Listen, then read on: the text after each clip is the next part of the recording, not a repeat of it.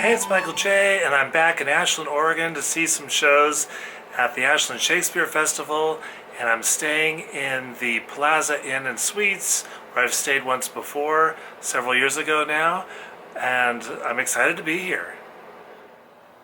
Upon entering my very nice room, I discover this picture by Picasso, which is really my favorite Picasso, and I have a copy of it on my wall at home too, so that's how favorite it is. So this is clearly the perfect room for me. Little kitchenette there, kind of a living room area there. An armoire has the TV in it, and we've got the rest of it with the bed here. I think I'll be more than comfortable here. And tonight I've got a show to go see, and I've got to iron a shirt and figure out where I'm going to go to dinner because I have no idea, and head out into Ashland and check it out.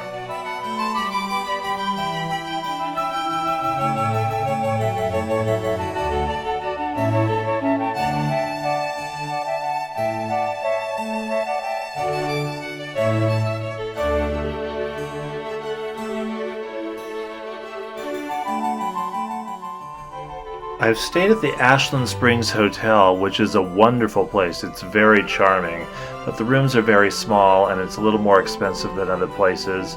So I use their lobby still to sit and read in between things I'm doing, and I take advantage of it while staying at the Plaza Inn. I decided to eat at Greenleaf Restaurant. It's a very modern, sleek place. It had a great dinner and a decent bar with draft beers and ciders. Throughout my stay, I'm going to be attending all the preface lectures about each show. They are all held at Carpenter Hall. An outdoor concert was just finishing up as I was heading to the Elizabethan Theater for my first production, Three Musketeers.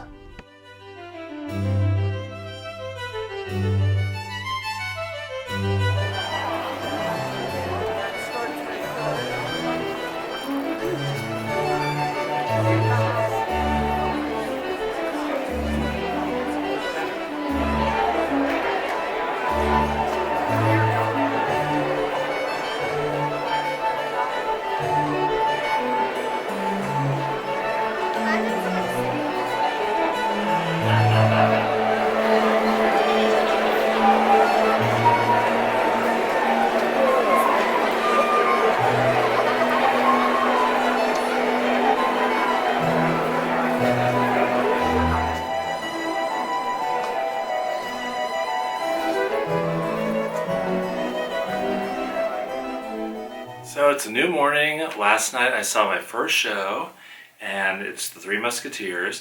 This is a new adaptation of Three Musketeers rather than an old classic version. You son of a knave! Did he just call me? Yes, he did.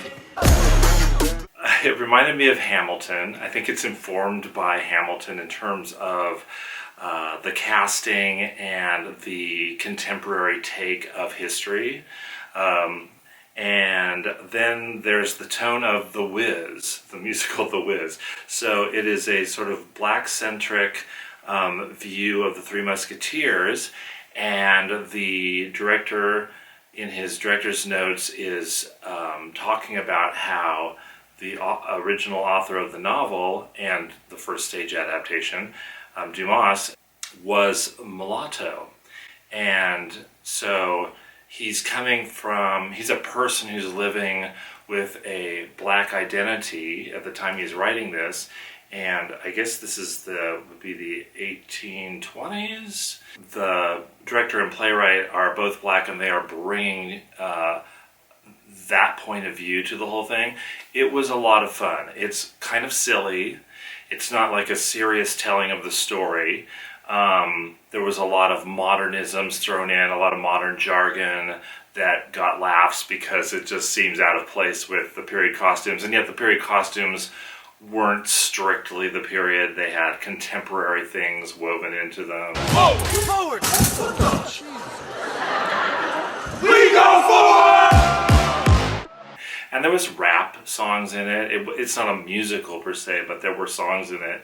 And it was fun. So, off to the rest of my adventure.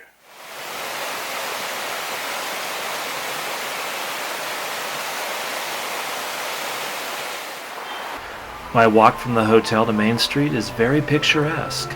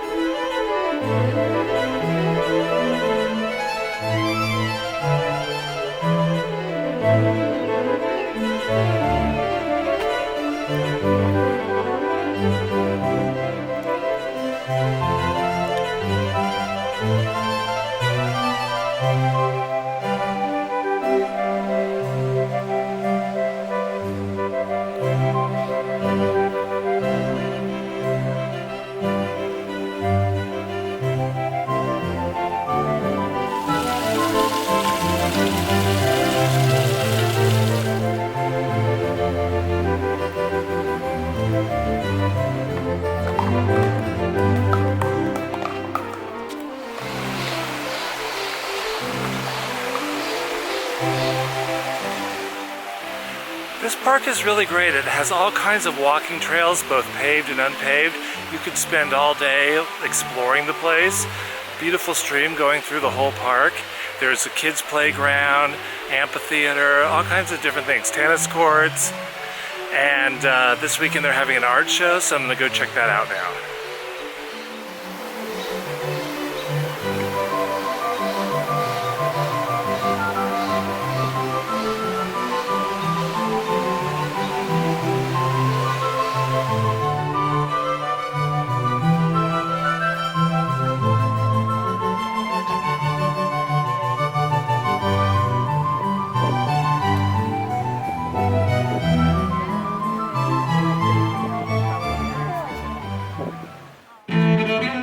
I always have to visit my favorite bookstore.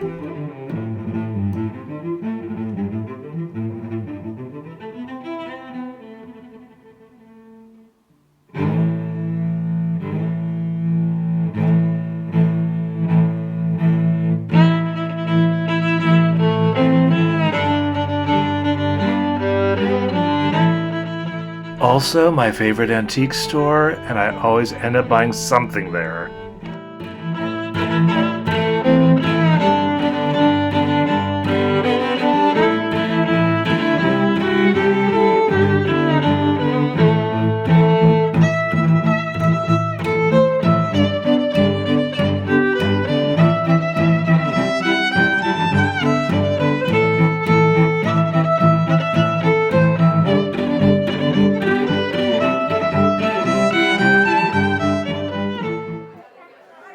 And then I was off to see Romeo and Juliet.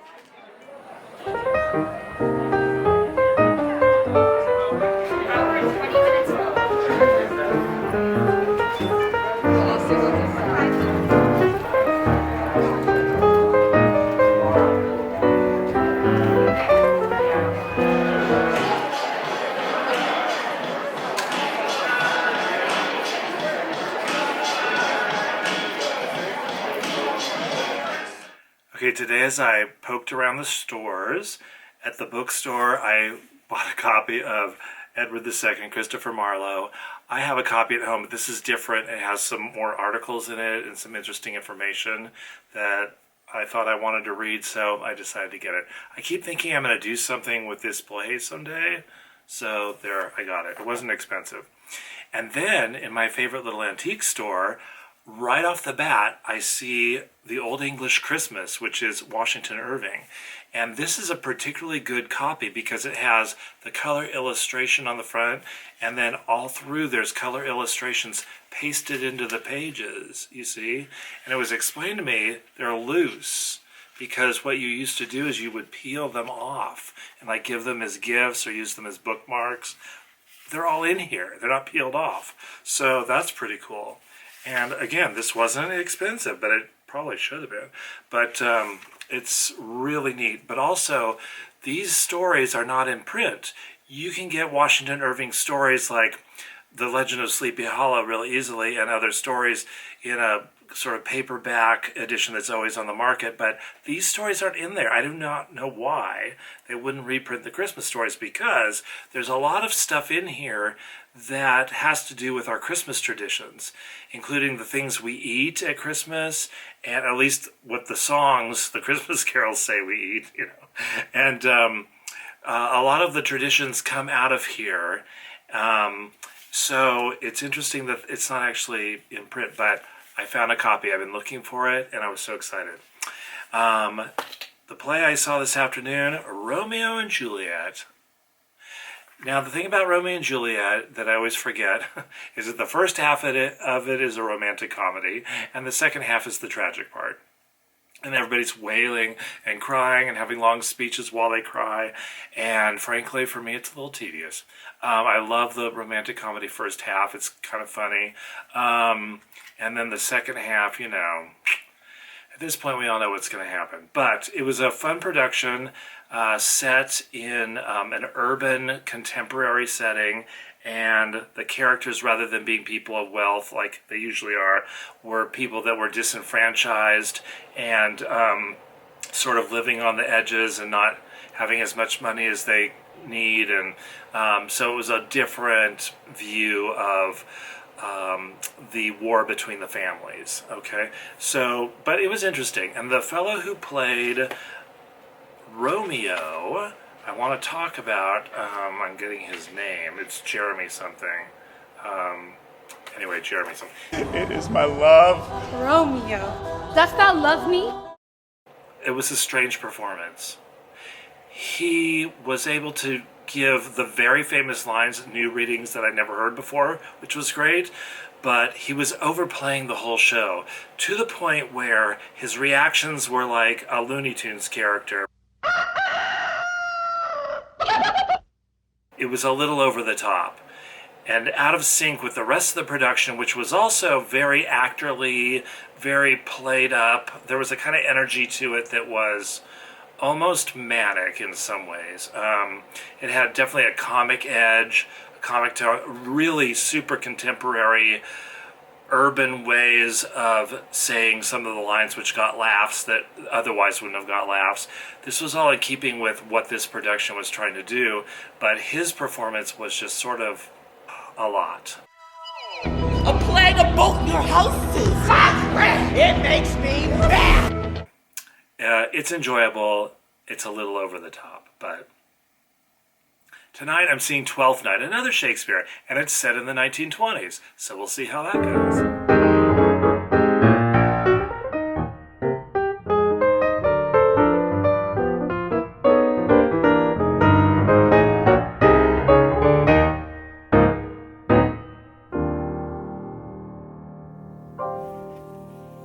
Twelfth Night.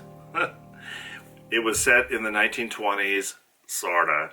It looked like it was set in the 1920s, and there was some music from the 1920s, but there was other music, and the arrangements didn't sound like the 1920s, and they did the Macarena at one point, and one of the characters saying, "I left my heart in San Francisco." So it was not, it did not adhere to the 20s, and yet it was costumed like the 20s, and that was the idea. The Jazz Age was a concept. Interestingly, I went to the prologue lecture, and they talked about the influence of the set, and this is the outdoor theater, so there's not that much of a set ever, but there were these panels across the back that were painted, and they were in sections that had little frames around them that were breaking up what was, I discovered from the prologue lecture, a postcard of Oakland in the 1920s looking at the city over Lake Merritt. I'm very familiar with that, being a Northern California person.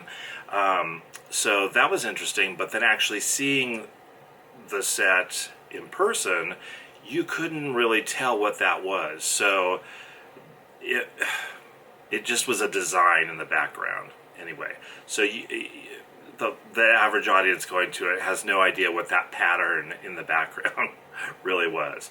And there were these fun topiaries that looked like musical instruments and notations, and that sort of garnished the theater, but there's never a lot of scenery. It's like Shakespeare's Old Globe Theater.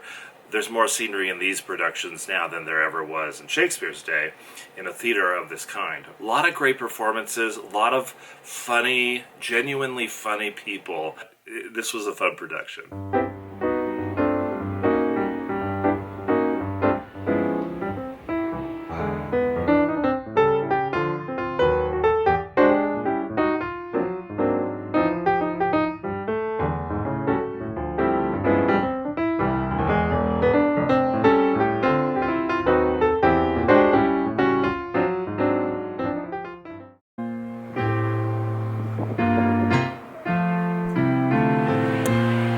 Rent was really great.